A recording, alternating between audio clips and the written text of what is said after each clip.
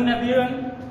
तो हम इस क्लास में रीजनिंग स्टार्ट करने वाले हैं। तो व्यापम सब इंजीनियर जो 2020 आपका एग्जाम होने वाला है, इसमें जो रीजनिंग का आपका वेटेज होता है सब्जेक्ट का, वो 14 to 15 मार्क्स का हो। क्लियर? तो 14 to 15 मार्क्स आपके किसके होंगे? रीजनिंग के होंगे। अब इसमें आपको क्या क्या कवर अप करना है जिससे आप एक्यूरेटली ये 14 to 50 मार्क्स कवर अप कर सकें। तो सबसे पहले हम इस क्लास में क्या करेंगे? सिलेबस को डिस्कस करेंगे कि आपको रीजनिंग में व्यापम एग्जाम के अकॉर्डिंग क्या क्या टॉपिक्स को पढ़ना है। क्लियर? तो यहाँ पे जो आपका रीजनिंग है, इसको हमने क्या किया? 4 सेक्शन में डिवाइड किया हुआ है। सबसे पहला जो आपका सेक्शन यहाँ पे होता है वो होता है वर्बल रीजनिंग। सेकेंड सेक्शन यहाँ पे आपका क्या आएगा? Logical reasoning. थर्ड आपका जो आता है वो आएगा मैथमेटिकल रीजनिंग। और फोर्थ जो आपका है वो है आपका नॉन वर्बल रीजनिंग। क्लियर? तो रीजनिंग में हमने ये 4 पार्ट क्या कर दिए हैं? डिवाइड कर दिए हैं। अब अगर व्यापम की बात करें तो व्यापम में नॉन वर्बल रीजनिंग आपसे नहीं पूछी जाती है। तो ये वाला सेक्शन आपको इस एग्जाम के लिए नहीं पढ़ना है। क्लियर? अब वर्बल में आते हैं कि वर्बल रीजनिंग होती क्या है। तो वर्बल रीजनिंग को हम बोलते हैं शाब्दिक तर्क शक्ति। शाब्दिक मतलब कि यहाँ पे वो टॉपिक्स को हम कवर अप करेंगे जिनमें शब्दों का या वर्डों का यूज किया जाता है क्वेश्चन को सॉल्व करने के लिए। क्लियर? तो पहला टॉपिक जो आपका यहाँ पे आएगा वर्बल रीजनिंग में वो आएगा कैलेंडर। क्लियर? पहला टॉपिक हम क्या कवर करने वाले हैं यहाँ पे? कैलेंडर। नेक्स्ट आपका टॉपिक जो रहेगा क्लॉक। थर्ड आपका टॉपिक डायरेक्शन। क्लियर? अभी ये लॉजिकल को मैं हटा दे रहा हूं, बाद में अलग से इसको लिख दूंगा। ठीक है? तो आपका पहला कैलेंडर हो गया, क्लॉक हो गया, डायरेक्शन हो गया। नेक्स्ट हम जो पढ़ेंगे यहाँ पे क्या पढ़ेंगे? Setting, arrangement. नेक्स्ट आपका टॉपिक यहाँ पे रहेगा ब्लड रिलेशन। ठीक है? नेक्स्ट आपका टॉपिक रहेगा यहाँ पे ऑर्डर एंड रैंकिंग। हिंदी में आप उसको क्रम व्यवस्था बोलते हो। क्लियर? नेक्स्ट आपका यहाँ पे टॉपिक रहेगा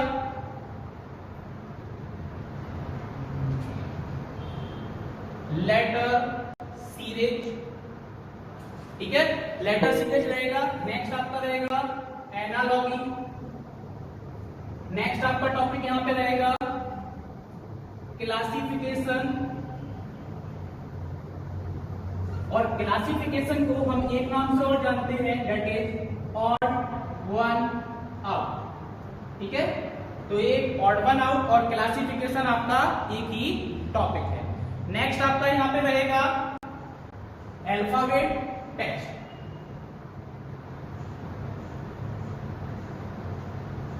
ठीक है? तो वर्बल रीजनिंग में आपको इतने टॉपिक्स को कवर अप करना है। क्लियर?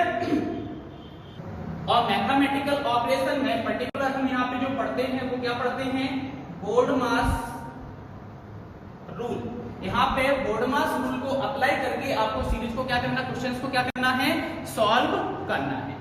क्लियर? तो ये आपका वर्बल का हमने पहले डिस्कस कर लिया, ये हमने मैथमेटिकल का डिस्कस कर लिया। मैथमेटिकल में हम ये 4 टॉपिक को कवर अप करने वाले हैं। नेक्स्ट हमारा कौन सा था? लॉजिकल। तो लॉजिकल में आपको क्या क्या पढ़ना पड़ेगा व्यापम के अकॉर्डिंग? देखते हैं। सबसे पहले आपको यहाँ पे लॉजिकल में पढ़ना है सिलोजिज्म। क्लियर? आप इसको शॉर्ट में सिलॉग भी बोलते हैं, सिलॉग्स। ठीक है? तो सबसे पहला यहाँ पे आपका क्या रहेगा? सिलोजिज्म रहेगा। नेक्स्ट यहाँ पे रहेगा आपका statement and assumption. Next cause and effect.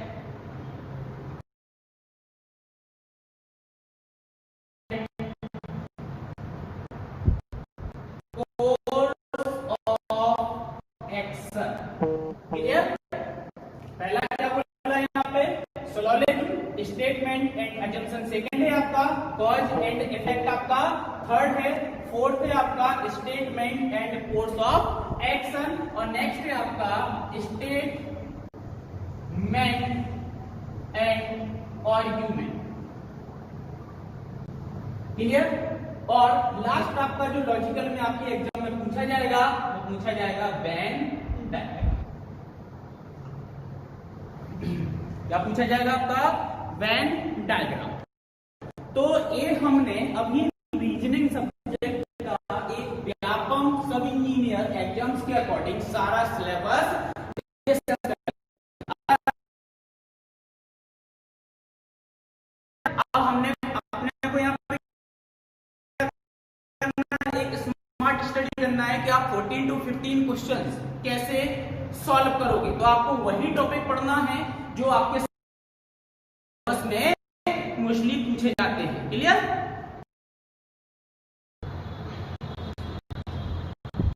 थोड़ा सा नेट का इशू आया है, ठीक है, कोई नहीं, चलेगा, कंटिन्यू। जैसे कि राम मिलन जी ने कमेंट किया है कि लॉजिकल से लास्ट 3 ईयर में कुछ नहीं आया है। तो एक्चुअली होता क्या है कि आपका जो व्यापम सब इंजीनियर का एग्जाम है वो किसमें होता है? शिफ्ट्स में होता है। तो क्या होता है कि जो हमने अभी टॉपिक्स को डिस्कस किया है, तो शिफ्ट में जैसे फर्स्ट शिफ्ट में आपका एग्जाम हुआ वहां पे लॉजिकल से क्वेश्चन पूछ लिया, सेकंड शिफ्ट में आपका लॉजिकल की जगह दूसरे टॉपिक से क्वेश्चन आ गया। तो ऐसे टॉपिक्स वाइज उसमें वेरिएशन आते हैं। अब जो सिलेबस अपने को दिया है हम वो कंप्लीट सिलेबस यहाँ पे डिस्कस करेंगे, ठीक है। तो सबसे पहले यहाँ पर बात की थी मैंने कैलेंडर की कि आज जो हम टॉपिक स्टार्ट करने वाले हैं वो कैलेंडर टॉपिक को स्टार्ट करने वाले हैं। तो पहला क्वेश्चन आपसे मेरा ये है कि व्हाट इज कैलेंडर। आप कैलेंडर से समझते क्या हो? कैलेंडर कहलाता क्या है? हम बेसिक कॉन्सेप्ट से जाएंगे, डायरेक्टली क्वेश्चन को सॉल्व नहीं करेंगे कि मैंने आपको ट्रिक बता दी आपने डायरेक्टली क्वेश्चन को सॉल्व कर लिया। यहाँ पे बेसिकली थ्योरेटिकली क्वेश्चन भी आपसे डायरेक्टली पूछ लिया जाता है, ठीक है। तो बेसिक से जाएंगे, कैलेंडर आपका क्या कहलाता है? तो आप कमेंट के थ्रू बता सकते हो कि कैलेंडर आप क्या कहलाता है, आप क्या समझते हो कैलेंडर से। तो 1 मिनट का मैं आपको टाइम दे रहा हूं, आप कमेंट के थ्रू बता सकते हैं कैलेंडर कहलाता क्या है।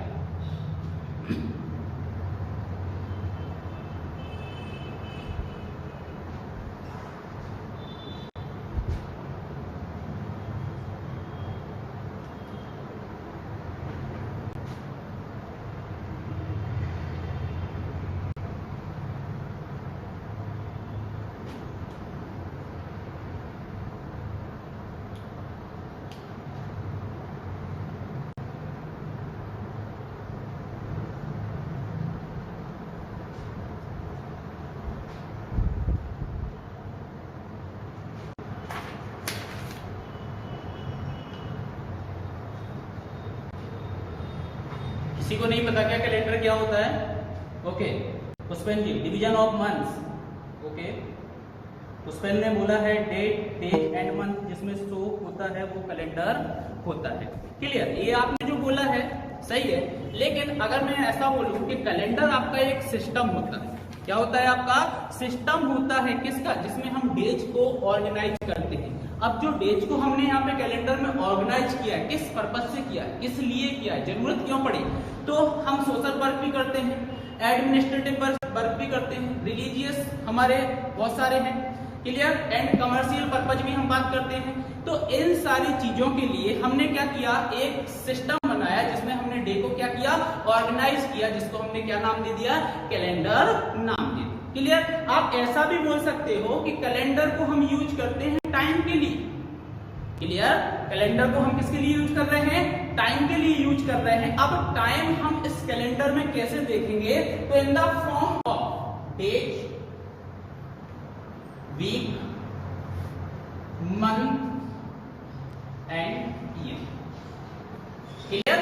तो कैलेंडर को आप टाइम के लिए भी यूज करते हो। टाइम हम इसमें जो देखते हैं वो कैसे देखते हैं? डेज के फॉर्म में, वीक के फॉर्म में, मंथ के फॉर्म में और ईयर के फॉर्म में। तो ये आपका क्या हो गया? कैलेंडर में हम इस बेसिस पर टाइम को देखेंगे। आप चाहो तो डेफिनेशन लिख सकते हो कैलेंडर की, मैं एक बार रिपीट कर रहा हूं, आप अपने नोट्स में लिख लेना। अ कैलेंडर इज अ सिस्टम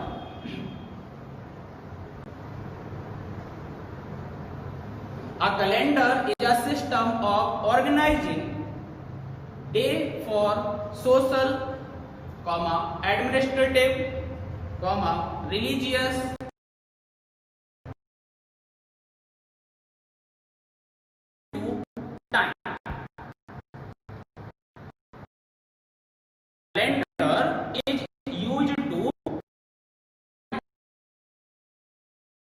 और एक और यहाँ पे आप पॉइंट जोड़ लेना, डेट। क्लियर? तो इस फॉर्म में आप यहाँ पे क्या करते हो, टाइम को देखते हो। अब समझते हैं यहाँ पे इंडिविजुअल इसको, अगर मैं इसकी बात करूं, यहाँ पे डेज की बात करूं, डेज क्या है? तो डेज यहाँ पे क्या होता है, that is the smallest unit of calendar.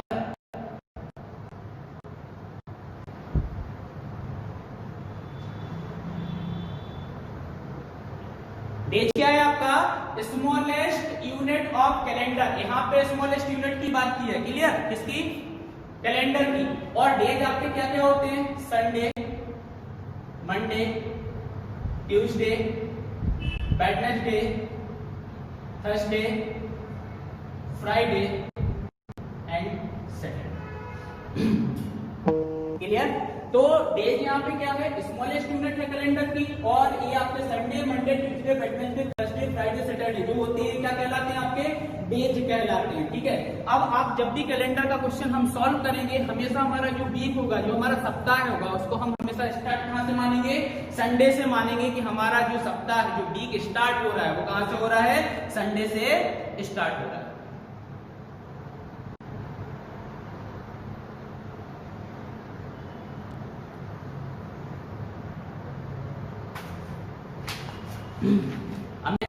तो रिपीट कर दो सर, साउंड चला गया था। तो अमित जी कहां से साउंड चला गया था, किस टॉपिक से, मतलब कहां से आपका साउंड गया है? रिपीट करे दे रहा हूं, कमेंट के थ्रू आप बता सकते हैं कहां से साउंड गया है।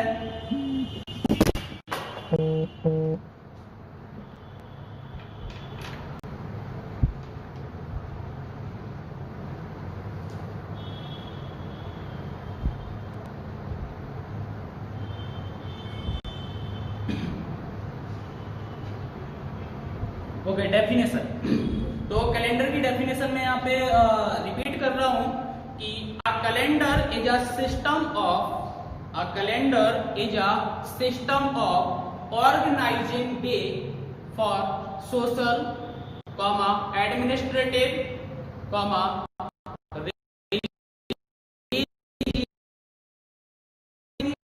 नेक्स्ट मैंने क्या बोला था, second point, calendar is used to time. Calendar is used to time. Next क्या बोला था मैंने कि कैलेंडर में आपको जो टाइम, कैलेंडर किस लिए यूज कर रहे हैं, टाइम के लिए यूज कर रहे हो आप। तो टिपिकली आप कैसे देखोगे टाइम को, डेज, वीक, मंथ, ईयर और डेट्स में आप क्या करोगे, टाइम को देखो। ठीक है? यहां तक क्लियर हो गया सभी को? क्लियर है? ओके। तो नेक्स्ट यहां तक मैंने आपको बताया था कि डेज को हम स्टार्ट कर रहे हैं कि डेज से आप क्या समझते हो। तो मैंने आपको बोला कि कैलेंडर की जो सबसे स्मॉलेस्ट यूनिट आपकी होती है उसको हम क्या समझते हैं, डेज बोलते हैं। क्लियर? तो मैंने क्या बोला, स्मॉलेस्ट यूनिट ऑफ कैलेंडर, जिसको हमने क्या बोला है, डेज बोला है। और कैलेंडर में आपके डेज कौन कौन से होते हैं, Sunday, Monday, Tuesday, Wednesday, Thursday, Friday और सैटरडे। ठीक है? इसके बाद मैंने आपको बोला कि जब भी हम कैलेंडर के क्वेश्चन को सॉल्व करेंगे, हमेशा हमारा जो वीक स्टार्ट होगा वो अपन कंसीडर करेंगे संडे से।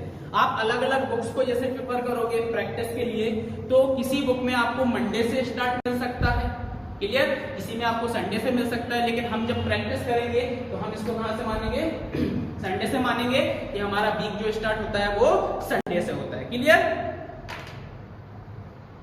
अब यहाँ पे एक और चीज आपको याद रखना है, यहाँ पे एक नोट वाला पॉइंट मैं आपको बता रहा हूं देश के रिगार्डिंग, कि यहाँ पे अगर मैं बात करूं पर्टिकुलर की 1 जनवरी, क्लियर? मैंने क्या बोला, 1 जनवरी को आपका क्या है, संडे।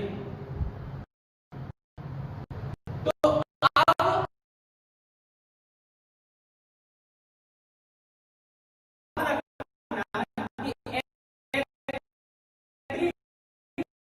आपका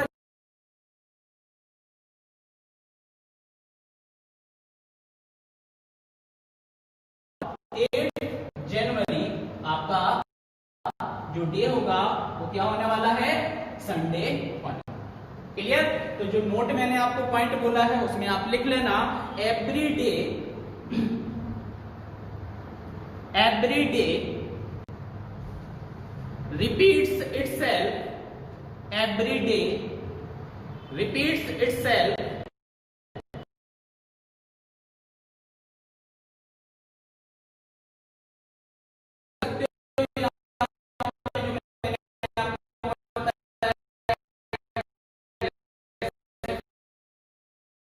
है अगेन संडे आए।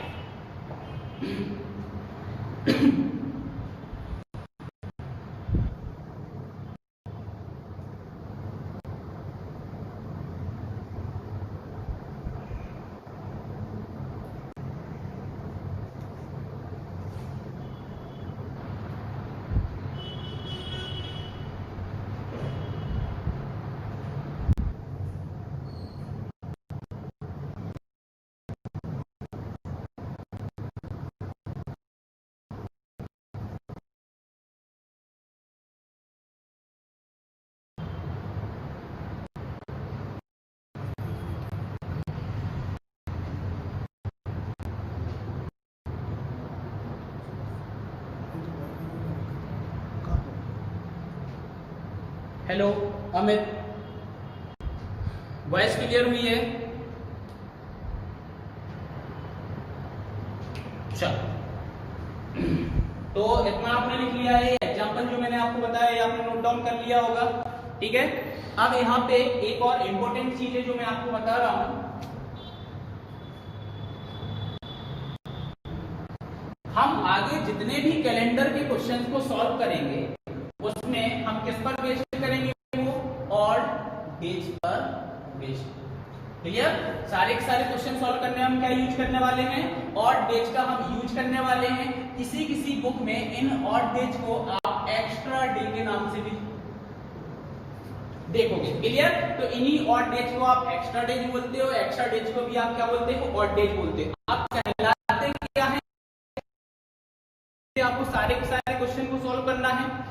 तो अगर फॉर एग्जांपल से समझते हैं कि अगर मैंने बोला कि टोटल आपके पास 16 डेज, क्लियर? मैंने क्या बोला आपको कि टोटल आपके पास कितने डेज हैं? 16 डेज है। अगर इन टोटल 16 डेज को हम किससे डिवाइड करते हैं? 7 से डिवाइड करते हैं। क्लियर? अब 7 से डिवाइड करना है, कैसे करेंगे? 16 7 से डिवाइड किया, 2 टाइम्स कितना आया? 14। रिमाइंडर कितना आया आपका? 2। तो अगर टोटल डेज को हम 7 से डिवाइड करते हैं तो जो भी आपका रिमाइंडर आता है, क्या आता है? जो भी आपका रिमाइंडर आता है, इसी रिमाइंडर को आप एक्स्ट्रा डे या फिर ऑड डे के नाम से जानते हैं।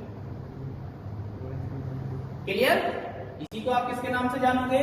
ऑड डेज के नाम से जानोगे। एक और डेफिनेशन आप यहाँ पे बोल सकते हो इसकी कि टोटल डेज में वीक कंप्लीट होने के बाद जितने डेज आपके रिमेनिंग बचेंगे उन डेज को आप क्या बोलोगे? ऑड डेज बोलोगे। 16 डेज में से 14 डेज आपके जो होंगे किसमें हो जाएंगे? वीक में कन्वर्ट हो जाएंगे। रिमेनिंग कितने डेज रहेंगे आपके? 2 डेज होंगे। यही 2 डेज आपके क्या कहलाएंगे? Odd days. इन्हीं ऑड डेज पर हम कैलेंडर के सारे क्वेश्चन सॉल्व करने वाले हैं। क्लियर? समझ में आ गया इतना? तो इसकी डेफिनेशन लिख लेते हैं। ऑड डेज की डेफिनेशन कि ऑड डेज क्या है, लिखना।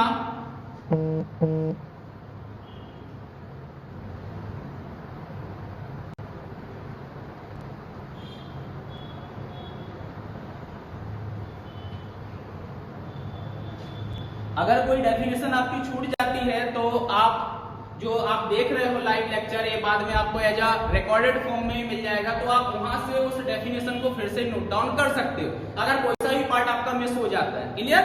इतना बड़ा इशू नहीं है ये, ठीक है? आप बस देखो समझो। क्लियर? ओके, वॉइस भी अब क्लियर हो गई होगी आपकी, ठीक? चलो, तो डेफिनेशन है आपकी इसकी ऑड डेज की, लिखना the remainder obtained by dividing the remainder obtained by dividing the total number of day by total number of day dividing the total number of day by 7 is called odd days.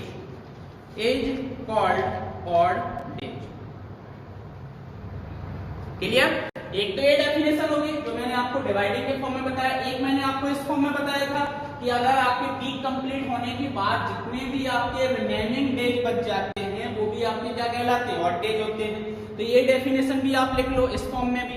In a given period the number of days more than the complete weeks are called odd days. Clear? तो ये आपकी definition है। For example आप इसको लिख लेना कि आपके पास कितना है 16 डेज और आपने इसको डिवाइड किया है 7 से, तो आपके पास क्या बचा? तो रिमाइंडर आया, तो इसी रिमाइंडर को हमने क्या बोला है? ऑड डेज बोला है। इसी पे आपका पूरा का पूरा कैलेंडर बेस्ड है। ठीक है, अगर ये आपको कॉन्सेप्ट अच्छे से समझ में आ गया तो कैलेंडर के क्वेश्चंस में इतना इशू आपको नहीं आएगा।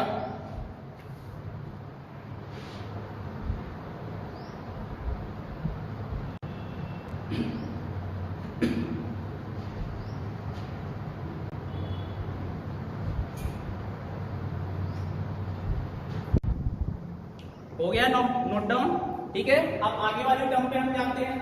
डेज हमने समझ लिया है, डेज क्या कहलाता है आपका, और डेज क्या होता है। अब नेक्स्ट आपका क्या होता है यहाँ पे? वीक। क्लियर? वीक क्या होता है? अगर हम डेज का क्या कर दें? ग्रुपिंग कर, डेज की क्या करते हैं? ग्रुपिंग कर दें, तो वो आपका क्या कहलाता है? वीक कहलाता है। तो वीक में लिखना आप, week is grouping of days. Week क्या है आपका? Grouping of days means 1 week equal to 7 days. Clear? Week क्या है आपका? ग्रुपिंग ऑफ डेज, और 1 वीक इक्वल टू आपका क्या होता है? 7 डेज होता है। क्लियर? अब यहाँ पे सिंपल सा क्वेश्चन है, what is week day?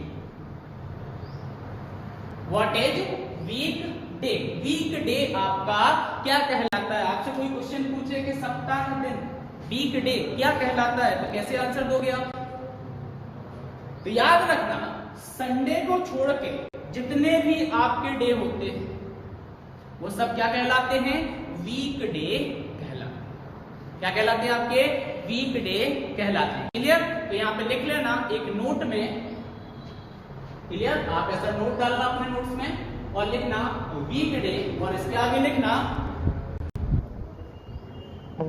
Any day of the week. Week day क्या कहलाता है आपका? Any day of the week except Sunday. Sunday के सिवाय वीक का कोई सा भी दिन आपका क्या कहलाएगा? वीक डे कहलाएगा। ठीक है?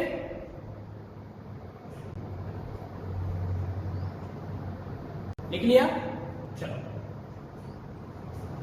नेक्स्ट और क्या देखा था? वीक के बाद डेट देखी थी आपने। तो ये क्वेश्चन मैं आपसे पूछ रहा हूं, व्हाट इज डेट? आप डेट से क्या समझते हो? डेट से आप क्या समझते हो? डेट क्या कहलाती? कमेंट के थ्रू जल्दी से आंसर दो। ठीक है? आपको टाइम दिया गया है 30 सेकंड। 30 सेकंड में आपको आंसर देना है। ठीक?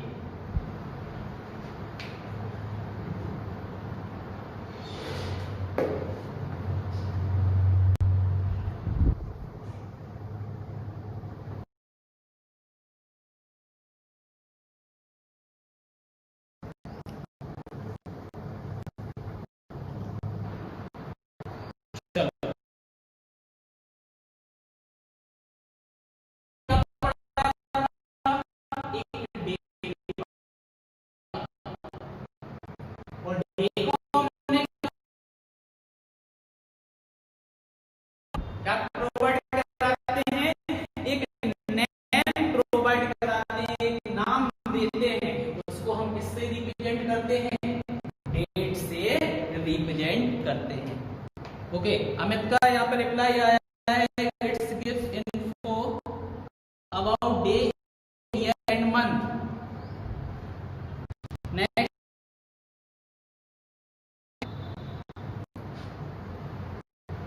साउंड फिर से चला गया।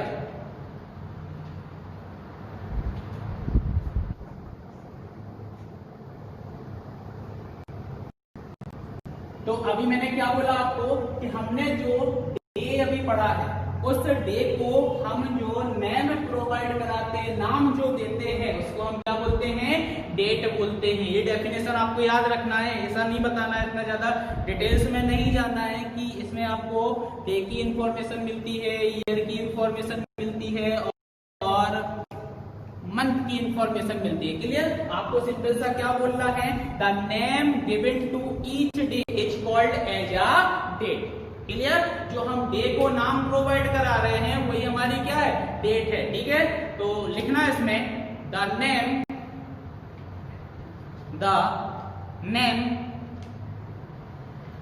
Given to each day is called as a date, is called as a date।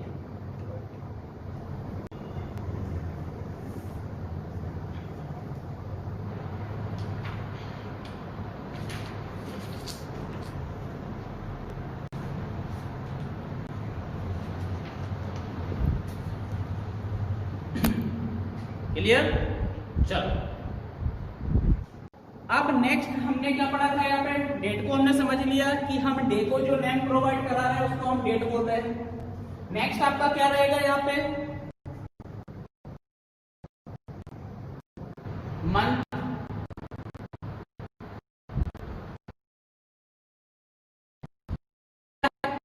तो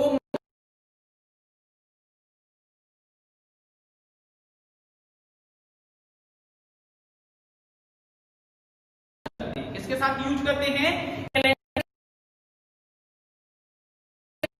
मतलब क्या बोलूंगा मैं कि 1 ईयर इक्वल्स टू 12 मंथ। कितने मंथ होते हैं आपके, 12 मंथ यहाँ पर होते हैं। अब यहाँ पे जो 12 मंथ है, इसमें जो डेज की काउंटिंग होती है, किसकी काउंटिंग होती है, डेज की काउंटिंग होती है, वो अलग अलग होती है। कैसे होती है, कैसे आप काउंटिंग करोगे यहाँ पे। क्लियर? तो एक सिंपल सा तरीका क्या है कि आपका जो फिस्ट होता है, क्लियर, जो आपकी हाथ है, इसको आप क्या करोगे, टाइटली ऐसा होल्ड करोगे। टाइटली होल्ड करने के बाद जो बोन्स पर से हम क्या करेंगे, चालू करेंगे, स्टार्ट करेंगे मंथ की काउंटिंग। क्लियर? और जो दो बोन्स के बीच में आपका गैप आता है उसको फ्लैश बोलते हैं, उसके अंदर आपको भी काउंटिंग करना है। क्लियर? तो जो बोन्स पर आपका मंथ पड़ेगा वो कितने का होगा, 31 का। क्लियर? और जो दोनों बोन्स के बीच में आपका गैप आ रहा है उसके अंदर जो आएगा वो कितने का होगा, 30 का। क्लियर?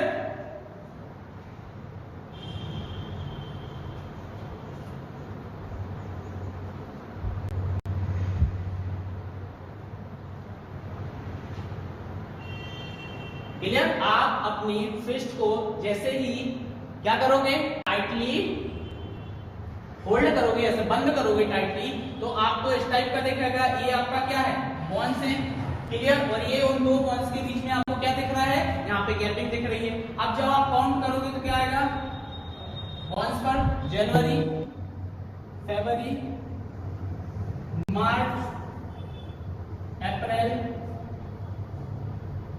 मई, जून, जुलाई। क्लियर?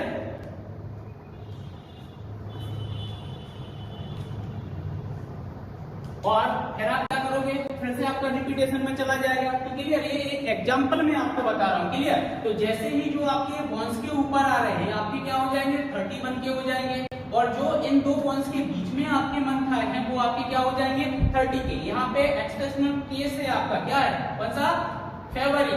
यह 28 डेज की होती है या फिर 29 डेज की होती है, डिपेंड करता है कि ऑर्डिनरी ईयर है कि लीप ईयर है, उस पर ये इसके डेज डिपेंड करेंगे। बाकी आपके क्या होंगे, ये मार्च जो रहेगा ये भी आपका 31, 30, 31। क्लियर?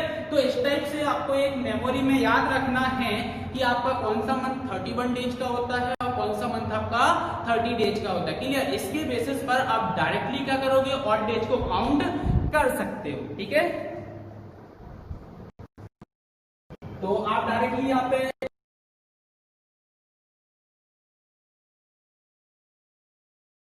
ये है 31 डेज का होता है, इसका होता है 31 डेज का होता है। ठीक है, नेक्स्ट अगर मैं बात करूं अप्रैल, जून, सितंबर एंड नवंबर जो आपके होते हैं वो 30 डेज के होते हैं। क्लियर? और आपका जो फरवरी यहाँ पे होगा तो वो क्या होगा, 28 डेज, और ऑब्लिक लगा के आप लिखोगे 29 डेज। क्लियर? वो डिपेंड करेगा कि ऑर्डिनरी ईयर है या फिर लीप ईयर है।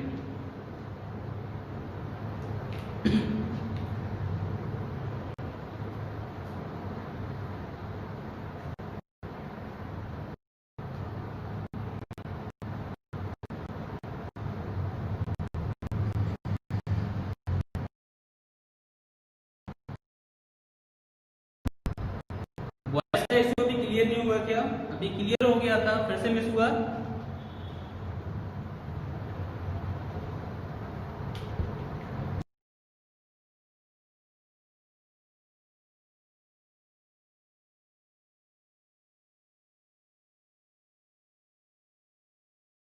और लास्ट जो हमारा बचा हुआ है यहाँ पे, क्या बचा हुआ है, ईयर। क्लियर? अब यहाँ पे सिंपल सा है, व्हाट इज ईयर, ईयर क्या कहलाता है। क्लियर? हिंदी में आप इसको क्या बोलते हो, वर्ष। तो कोई आंसर देना चाहता है क्या, ईयर क्या कहलाता है, आप क्या समझते हो ईयर से? फिर से वही 30 सेकंड का आपको मैं टाइम दे रहा हूं, आप कमेंट के थ्रू बता सकते हो ईयर से आप क्या समझते हैं।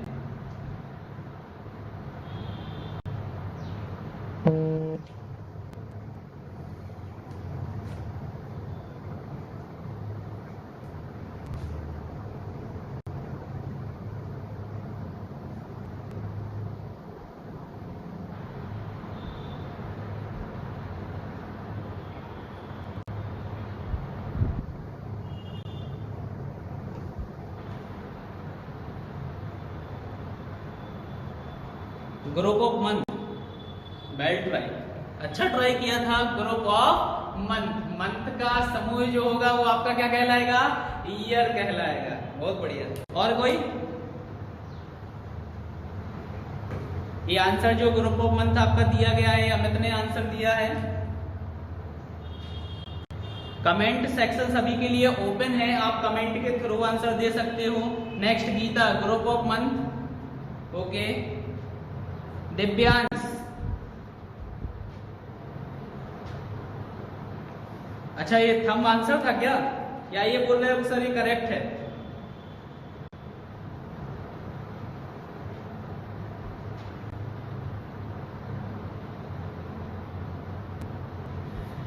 अच्छा, ईयर से आप सिर्फ यही समझ पा रहे हो क्या, ग्रुप ऑफ मंथ? जैसा कि मैंने आपको बोल दिया था वीक क्या होता है, ग्रुप ऑफ डेज। तो आपने क्या ग्रुप ऑफ डेज को रिलेट करके क्या बोल दिया, ग्रुप ऑफ मंथ। अच्छा है, आप बोल सकते हो उसको ऐसा, लेकिन मैं चाह रहा हूं कि एक आप ईयर्स की एक एक्चुअल डेफिनेशन यहाँ पे प्रोवाइड करो।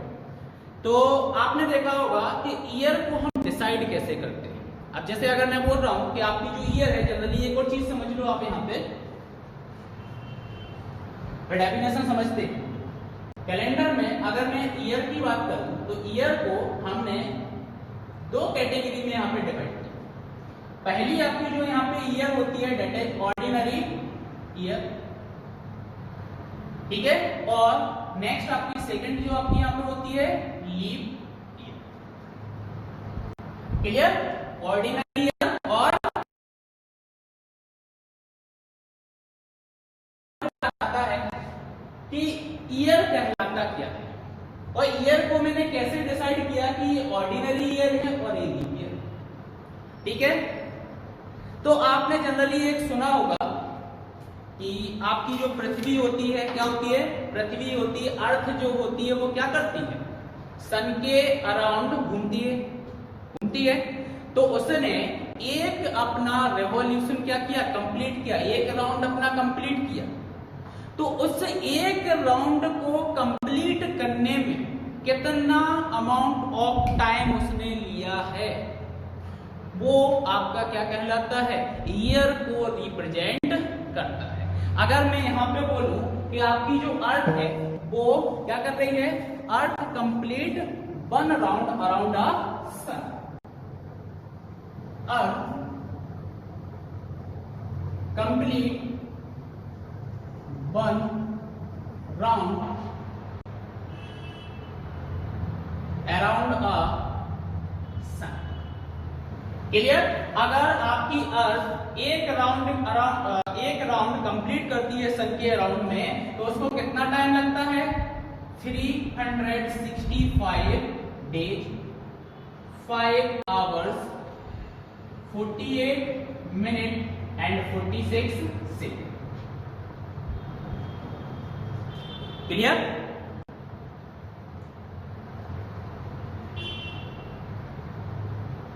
क्लियर?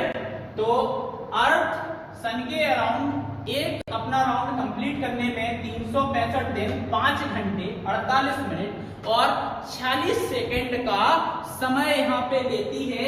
यही जो आपका अमाउंट ऑफ टाइम है, यही क्या करता है, ईयर को रिप्रेजेंट करता है। क्या करता है, ईयर को रिप्रेजेंट करता है। इसलिए हम क्या बोलते हैं कि जो हमारा ऑर्डिनरी ईयर होता है, हिंदी में आप इसको क्या बोलते हो, साधारण वर्ष। क्लियर? तो एक ऑर्डिनरी ईयर, एक साधारण वर्ष में आपके 365 दिन होते हैं। कितने होते हैं, 365 दिन होते हैं। ठीक है? और अब लीप ईयर की बात करें, इसको आप हिंदी में लीप वर्ष भी बोलते हो। लीप ईयर की बात, एक और चीज से आप याद रखते हो, ऑर्डिनरी ईयर मतलब आपका जो फरवरी मंथ आपका जो होगा वो 28 डेज का होगा। और अगर लीप वर्ष की बात करें तो जो फरवरी मंथ आपका होगा वो 29 डेज का होगा। क्लियर? तो यहाँ पे एक दिन आपका क्या हो रहा है, 1 डे एक्स्ट्रा यहाँ पे हो रहा है। क्लियर? तो एक साधारण वर्ष में हमने सिर्फ क्या बोला कि हमारी जो अर्थ है वो सन के अराउंड आपका जो एक राउंड कंप्लीट कर रही है, वो सिर्फ कितने में कर रही है, 365 दिन में कर रही है। हमने ये 5 घंटे 48 मिनट 46 सेकंड का जो समय है मिलके 4 साल में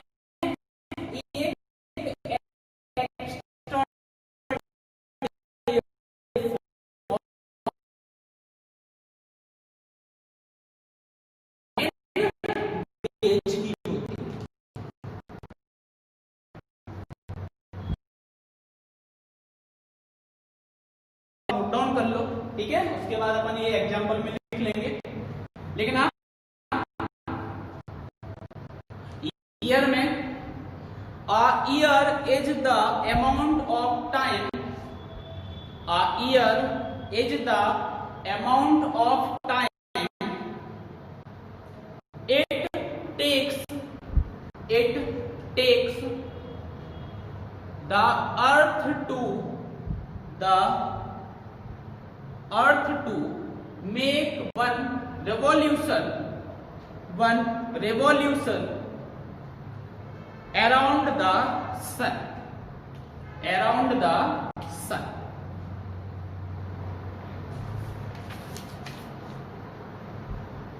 क्लियर? अराउंड द सन।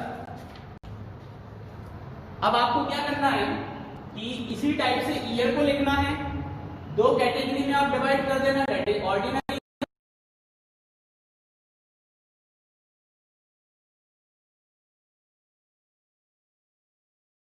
मैं आपको लिखाता हूं ये वाली चीजें। ठीक है? और नोट में आप ये जो हमने डेफिनेशन लिखी उसके नीचे आप लिख सकते हो अमाउंट ऑफ टाइम आप कैसे डिसाइड कर रहे हो। तो अर्थ कंप्लीट 1 राउंड अराउंड द सन कितना टाइम ले रही है, 365 डेज, 5 आवर्स, 48 मिनट 46 सेकंड। ये आपका टाइम है। आप क्या कर लो, नोट डाउन कर लो। क्लियर?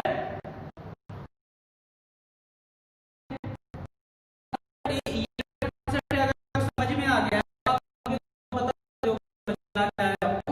ठीक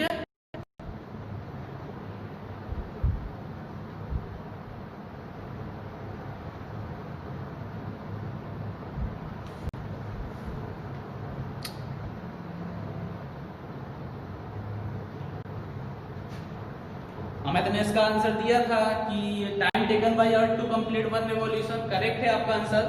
ठीक है, तो आप इसको नोट डाउन कर लो, फिर हम आगे बढ़ते हैं।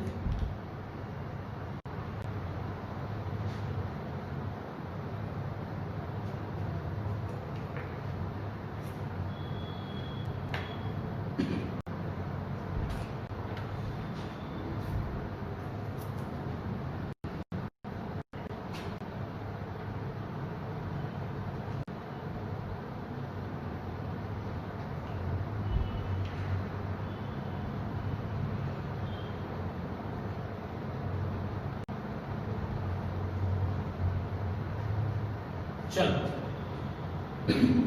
ये अभी मैं फिर से आपको लिखा रहा हूं, ठीक है, 365 डेज और 366 डेज वाला। ठीक है,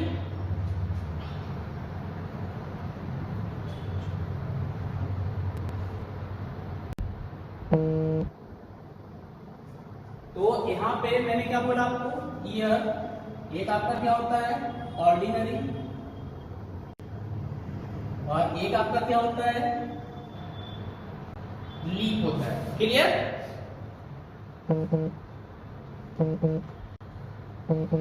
तो ऑर्डिनरी ईयर जो आपका है और जो लीप ईयर आपका है, इसको आप पहचानोगे कैसे? क्लियर?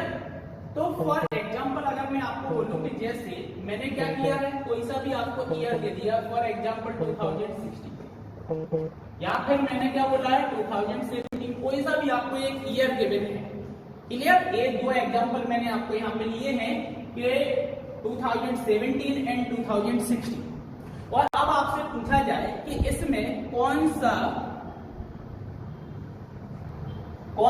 ईयर ऑर्डिनरी ईयर है, कौन सा ईयर लीप ईयर है। तो यहाँ पे कॉन्सेप्ट क्या बोलता है कि जो आपको ईयर आपको पता करना है कि लीप ईयर है कि ऑर्डिनरी है, तो जो आपको ईयर दिया गया है इसको हम क्या करेंगे, 4 से डिवाइड करेंगे। क्या करेंगे? 4 से डिवाइड करेंगे। अगर वो ईयर 4 से क्या हो जाता है, कंप्लीटली डिविजुअल हो जाता है। क्लियर? अगर इन दोनों में से कोई सा भी ईयर क्या हो जाता है, 4 से कंप्लीटली डिविजुअल हो जाता है, तो वो आपका क्या कहलाता है, लीप ईयर कहलाता है। और कंप्लीटली डिविजुअल नहीं होता है। कंप्लीटली डिविजुअल का मतलब है आपका रिमाइंडर 0 होना चाहिए। अगर रिमाइंडर 0 नहीं होता है, क्लियर, तो वो आपका क्या कहलाएगा, ऑर्डिनरी ईयर कहलाएगा, साधारण वर्ष कहलाएगा। ठीक है? अब यहाँ पे एक और चीज है, 4 से डिवाइड करना है, मतलब अब आपको पूरे के पूरे इस ईयर को डिवाइड नहीं करना है। 4 का डिविजिबिलिटी रूल क्या बोलता है कि आपकी जो संख्या है, जो आपका नंबर है, जैसे फॉर एग्जांपल मैंने क्या बोला, आपका 2017 मैंने आपको बोला था। क्लियर? तो डिविजिबिलिटी रूल क्या बोलता है आपका कि अगर जो संख्या, जैसे बड़ी वाला पूरा ईयर है, तो इसका इकाई अंक और दहाई अंक, क्लियर, क्या है, 7 और 1, 17। क्लियर? या फिर ऐसा समझ लो कि किसी भी ईयर के जो लास्ट के 2 आपके डिजिट हैं, इनसे मिलकर जो आपकी संख्या बनी है, अगर यह 4 से पूर्णतः विभाजित है, तो वो पूरा का पूरा आपका ईयर क्या होगा, 4 से कंप्लीटली डिविजिबल होगा, अदरवाइज नहीं होगा। अगर ये 2 अंकों की संख्या डिवाइड नहीं हुई कंप्लीटली, तो पूरा ईयर भी आपका कंप्लीटली डिविजिबल नहीं होगा। क्लियर? तो ये आपके 4 का क्या हो गया, डिविजिबिलिटी रूल हो गया। ठीक है? तो ऑर्डिनरी ईयर में लिखना, आप इसके नीचे ही जस्ट आप एरो बना के इसमें पहला पॉइंट लिखना है इसकी डेफिनेशन, कि आप ऑर्डिनरी ईयर क्या बोलोगे, those years which are not completely divisible, those years which are not completely divisible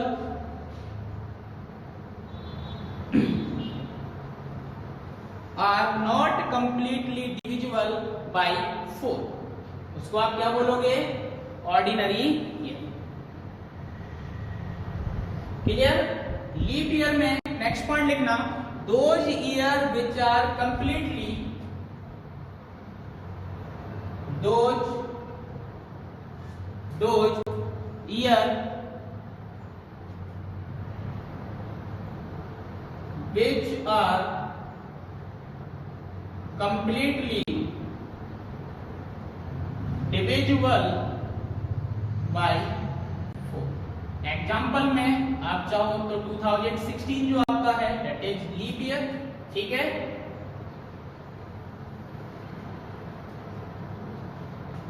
clear? इसकी भी डेफिनेशन लिख देता हूं। Those year which are not completely divisible by 4। Clear? अच्छा आगे बढ़ते हैं। अब नेक्स्ट पॉइंट आपको यहाँ पे क्या लिखना है कि एक ऑर्डिनरी ईयर की मैं बात करूं तो एक साधारण वर्ष में आपके 365 ईयर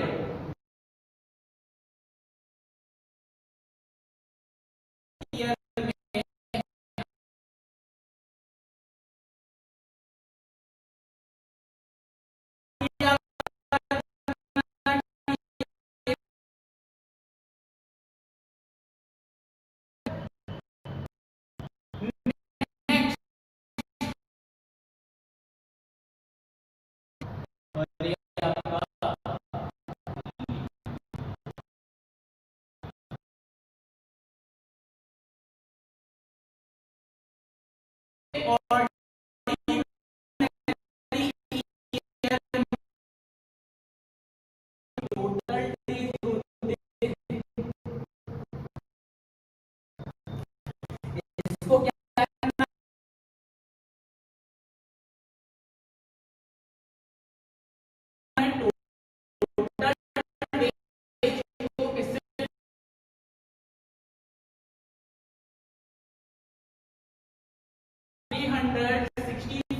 जो आपके टोटल डेज है इसको 7 से डिवाइड किया, कितने टाइम्स? 5 टाइम्स 35, 1 15, 2 टाइम्स 14, रिमाइंडर आपका कितना है 1।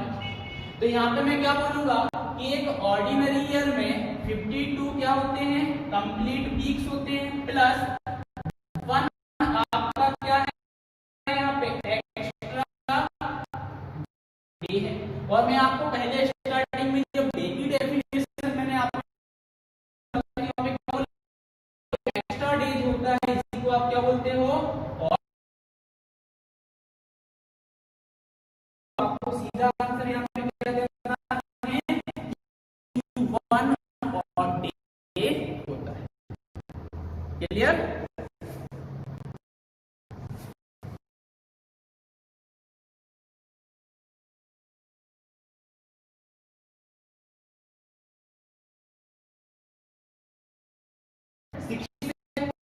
इसको मैं क्या करूं?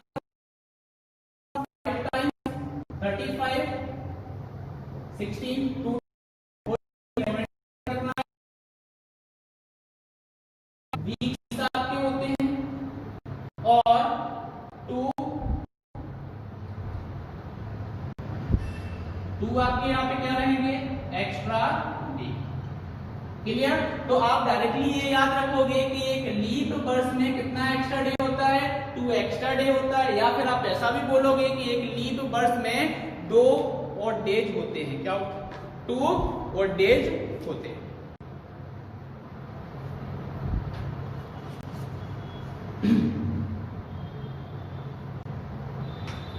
तो ये वाला क्लियर हुआ? सभी को समझ में आ गया कि कैसे आपको ए और डेज को फाइंड आउट करना है। जब भी आपको और डेज को फाइंड आउट करना है, टोटल डेज को हम किससे डिवाइड करेंगे? 7 से डिवाइड करेंगे। क्लियर?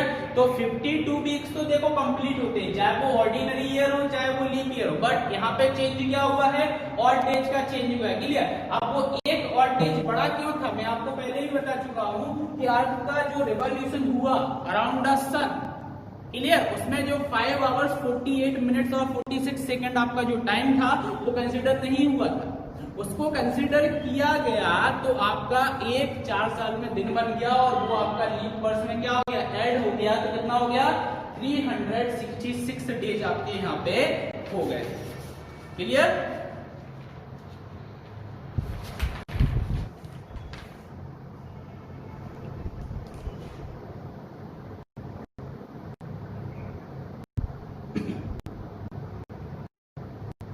समझ में आ गया होगा इतना?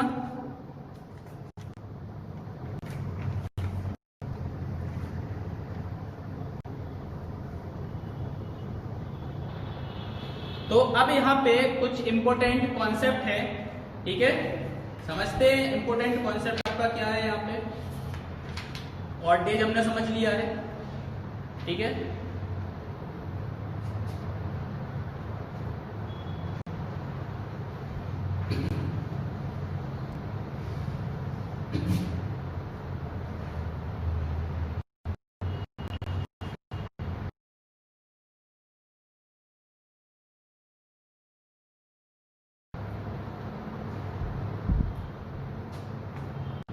Century, clear? सेंचुरी ईयर मतलब क्या? सेंचुरी मतलब हम क्या समझते हैं? 100 ईयर कंप्लीट हो जाना, क्लियर? तो अब अगर मेरा एक सिंपल सा क्वेश्चन है, सेंचुरी ईयर समझ गए हैं। अब सेंचुरी ईयर एक आपकी ऑर्डिनरी ईयर भी होती है और एक लीप सेंचुरी ईयर भी होती है। ये कॉन्सेप्ट हम अभी आगे समझेंगे, ठीक है? अब मैं सिंपल सा क्वेश्चन आपको बोल रहा हूं कि अगर मैं बोलूं आपके पास कितने हैं? 100 ईयर्स, टोटल कितने हैं? 100 आपके पास ईयर्स हैं, 100 वर्ष हैं आपके पास। तो इस 100 वर्ष में कितने साधारण वर्ष होंगे और कितने लीप वर्ष होंगे, ये आपको फाइंड आउट करना है और कमेंट के थ्रू अभी आपको आंसर देना है, ठीक है? जल्दी से बताओ, 30 सेकंड का आपके पास टाइम है।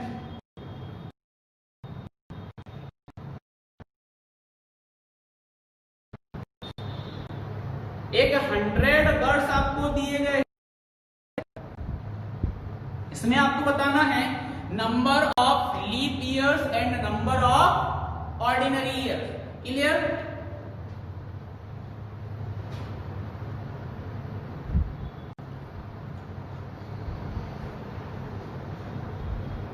तो अब क्या करोगे, आप कैसे सॉल्व करोगे? आपको पता है कि आपका जो लीप वर्ष होता है वो हर 4 साल में एक बार आता है। क्या आता है? हर 4 साल में एक बार आता है। तो इस 100 को हम किससे डिवाइड कर देंगे?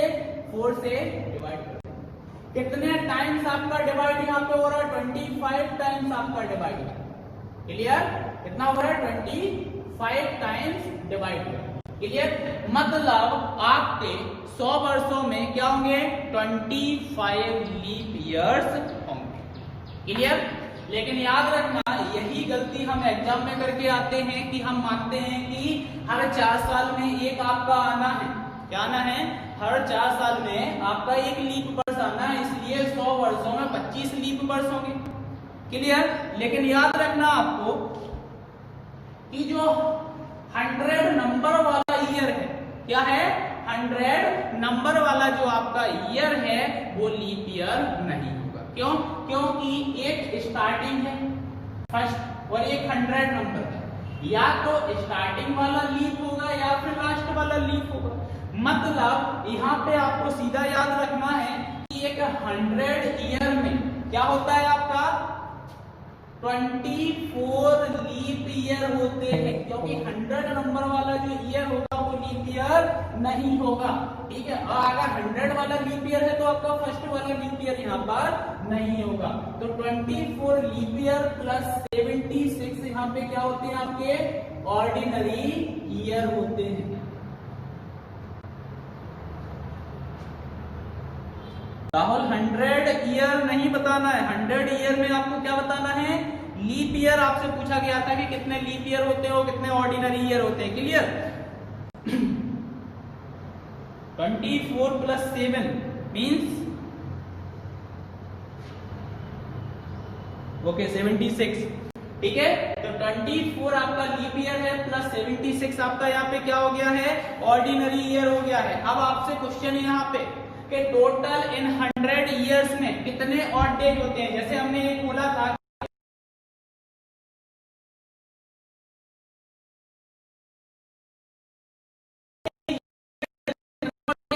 ये आपका क्वेश्चन है, आपको आपको यहाँ पे ऑड डेज को फाइंड आउट करना है। तो एक लीप ईयर में कितने होते हैं, 2 ऑड डेज होते हैं, और एक ऑर्डिनरी ईयर में आपका कितना होता है, 1 ऑड डे होता है। मतलब कि 24 लीप ईयर में 24 इंटू 2 कितने ऑड डेज होंगे, और 76 ऑर्डिनरी ईयर में 76 इंटू 1 कितने ऑड डेज होंगे। क्लियर? तो 24 इंटू 2 कितना होगा आपका 48 प्लस 7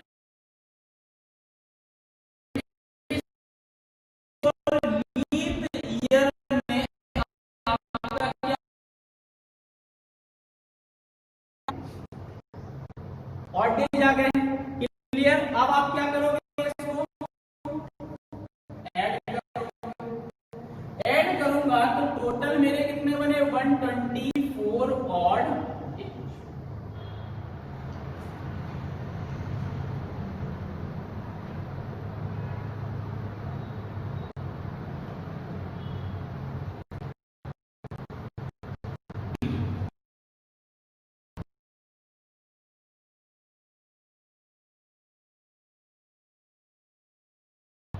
124 ऑड डेज यहाँ पे आ गए हैं। अब एक चीज है कि 124 ऑड डेज जो आपके हैं वो क्या होंगे, वीक्स में बन रहे हैं। वीक्स को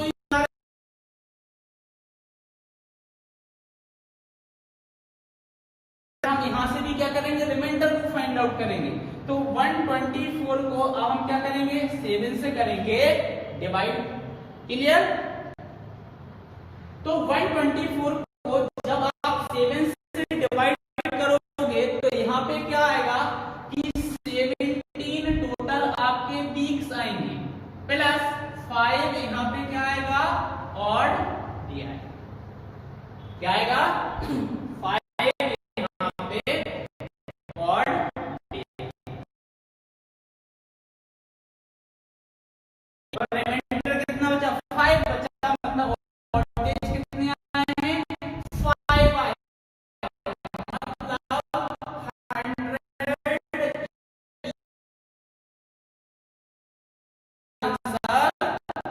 हो गया है। ठीक है? तो अभी जो मैंने आपको पॉइंट बताया था कि आपकी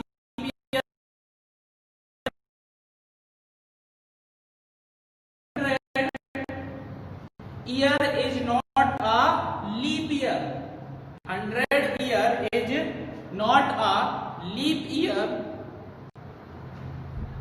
leap year, so only 24, so only 24 years, so only 24 years। क्या है, 200, 300 और 400 का भी फाइंड आउट करेंगे। अब जो आपकी अभी नेक्स्ट क्लास होने वाली है स्टील स्ट्रक्चर की, वो ब्रेक के बाद होगी, 30 मिनट्स का आपका ब्रेक रहेगा।